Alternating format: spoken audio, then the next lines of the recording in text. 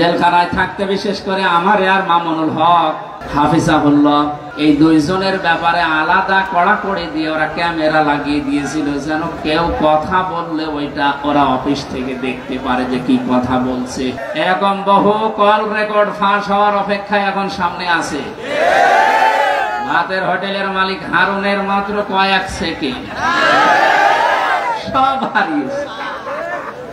আমরা হাসির জন্য বলছি না, আমাদের এখানে হাজারো মানুষ যারা অনেকের এরকম রেকর্ড আছে যেন ফাঁস না হয়। এই 17 বছর ক্ষমতার হাত যারা অন্যায় ভাবে ব্যবহার করলেন বিভিন্ন চেয়ারে বসে, আপনি বলেন তো কি জবাব দেবেন কিয়ামতে আপনার এই হাত দিয়ে?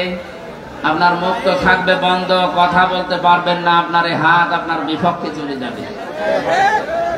এজন্য আপনার জন্য আমাদের আফসোস হচ্ছে, আপনি 17 বছর জুলুম করার কারণে শুধু নিজের ক্ষতি করেননি, নিজের শরীর পর্যন্ত ক্ষতিগ্রস্ত করবেন, আপনার হাতও আপনার বিপক্ষে যাবে।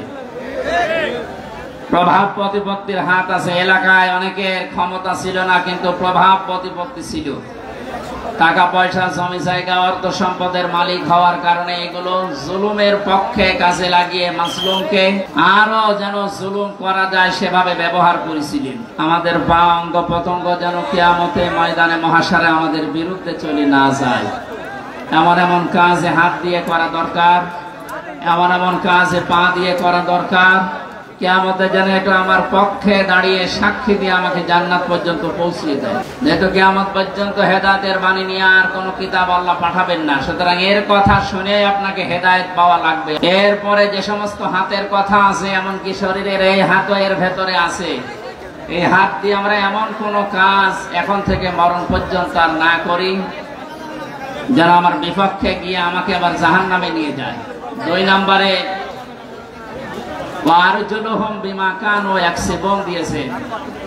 আল্লাহ রাব্বুল আলামিন পায়ের কথা জানিয়েছেন। পা দিয়ে মানুষ শক্তিশালী কাজগুলো করে বেশি আমরা দেখি। এই পৃথিবীতে ইসলাম ধ্বংস করার জন্য, ইসলামকে উৎখাত করার জন্য এক শ্রেণীর মানুষ এখনো বিভিন্ন লাইনে শক্তি খাটিয়ে যাচ্ছে। এজন্য আমাদের পা, আমাদের হাত আমরা পক্ষে রাখি, আল্লাহর পক্ষে, কোরআনের পক্ষে, মানবতার পক্ষে। আল্লাহ তুমি তৌফিক দিও, আমিন। 2 নম্বরে সাক্ষী হয়ে দাঁড়াবে আপনার এই 2 কাঁধের উপরে যারা আছে এরা। আল্লাহ পাক জানিয়েছেন কিরামান কাতিবিন ইয়ালামুনা মা তাফআলুন। সম্মানিত 2 জন লেখক তোমাদের সাথে আমি আল্লাহ দিয়েছি, এরা সব সময় তোমাদের ভালো মন্দ লিখতে আছে। সুতরাং এই সাক্ষীটা আরো কঠিন। এই যে 2টা সাক্ষী 24 ঘন্টা আমাদের কাঁধের উপরে বসে লিখতেছে।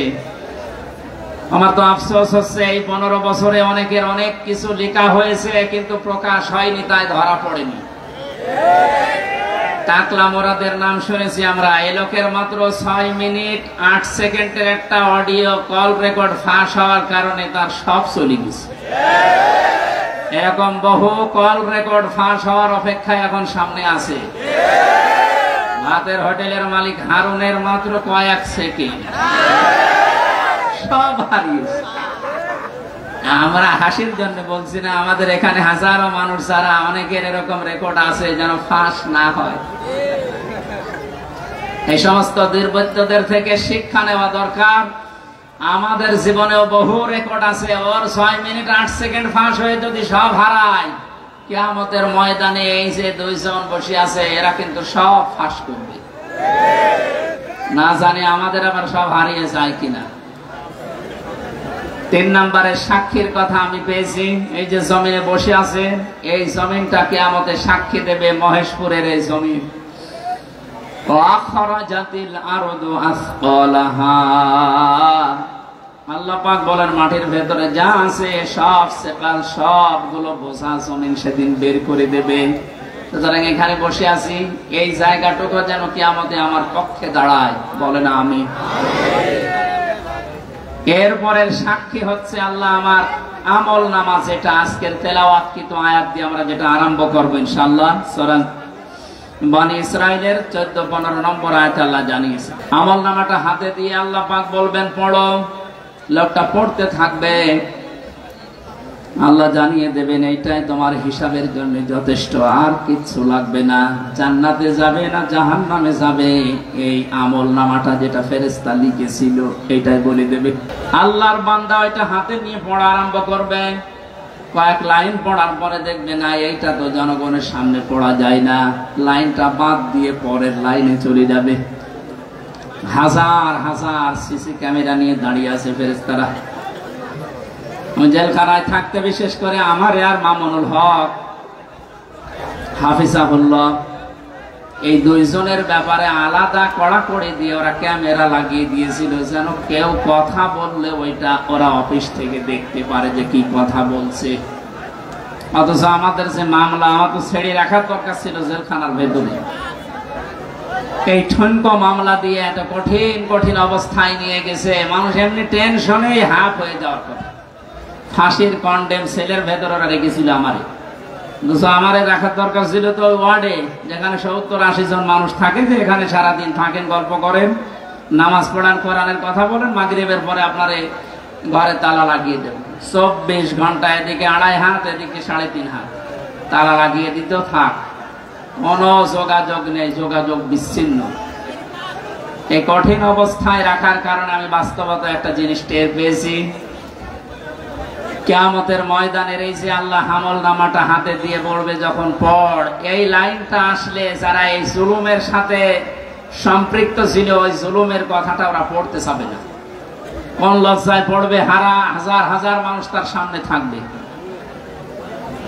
আল্লাহর ফেরেশতারা ডাক দিয়ে বলবে না, আজকে আর ফাঁকি দেওয়ার কোনো রাস্তা নেই, কত ক্যামেরা সামনে, সব ফেরেশতারা দেখছে, পড়ো এই লাইনটাও পড়ো, বিনা কারণে মানুষকে কেন কষ্ট দিয়েছিলে এইটা পড়ে শোনাও।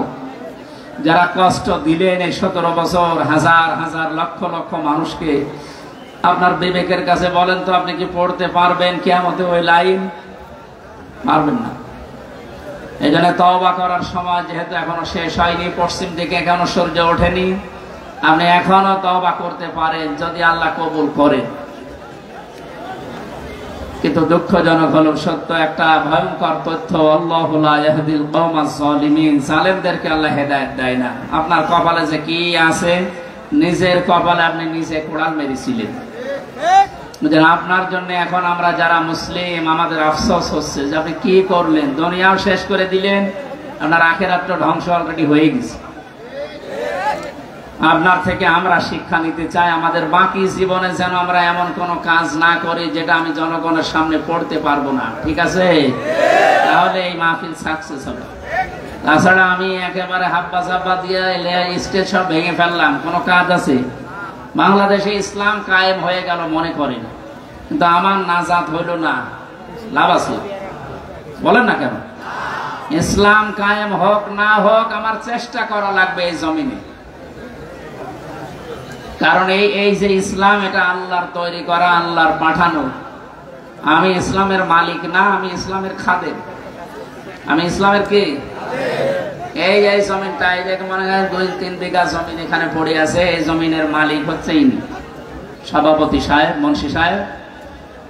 আমাদের মতো 8-10 জন কামলা, জন, মনীষ, পাট, লেবার যাই বলেন, উনি ভাড়া করিস যে আপনারা সকাল থেকে বিকাল 5টা পর্যন্ত এই জায়গায় ধান লাগান, এই জমিনে বিকাল 5টায় আপনাদের বেতন দিয়ে দেব। বিকাল 5টা বাজতে আর মাত্র 10 মিনিট বাকি আছে। কয় মিনিট? 8-10 জন মস্তান এসেছে মোটরসাইকেল নিয়ে, বড় বড় ছড়ি নিয়ে, সোনার ছেলেরা এখন যেটা ব্যবহার করতো, যেটা এখন পাওয়া যাচ্ছে, এইটা এখন নিয়ে এসে বলছে এ ধান আমরা লাগাতে দেব না, ধান লাগিয়েছেন যা আরো তুলে ফেলবো। আমরা যারা আছি কামলা হিসাবে যারা কাজ করছি, একেবারে ছেড়ে দিলে হবে? তাহলে বেতন পাওয়া যাবে?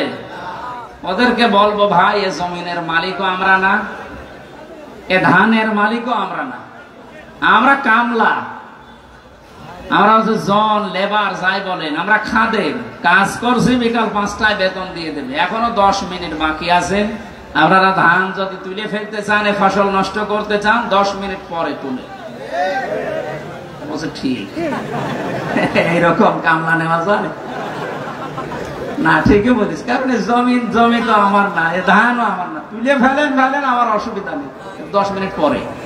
আমার বেতনটা আগে বিকাল 5টায় নিয়ে নি। বিকাল 5টা বাজার আগে কিন্তু এ ধান আমি তুলতে দেব না, যারা 10 জন কামলা আছি।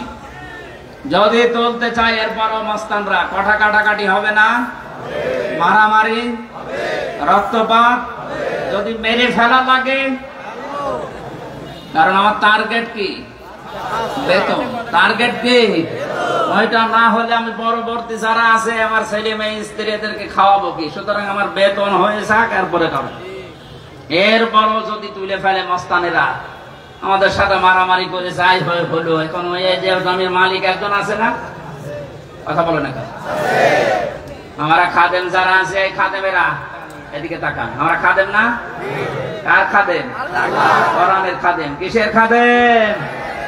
এই খাদেমদেরকে বলছি শুধু এটা এই 10,000 20,000 মানুষ আমার সামনে তা না, এটা রেকর্ড হচ্ছে, সারা বাংলাদেশ সহ বিশ্বের লক্ষ কোটি মুসলমানেরা শুনছে। 175 কোটি মুসলমানকে খাদেম যারা, কোরআনের আল্লাহর দাস যারা, আমরা আল্লাহর গোলাম যারা, তাদেরকে বলছি জমিনে ইসলাম কায়েম করতেই হবে। এটা ফরজ না, চেষ্টা করি যাওয়া ফরজ। হলে ভালো, না হলেও আমার অসুবিধা নেই, আমার বেতন আছে বিকাল 5টায়, জান্নাত। কথা বলেন না কেন?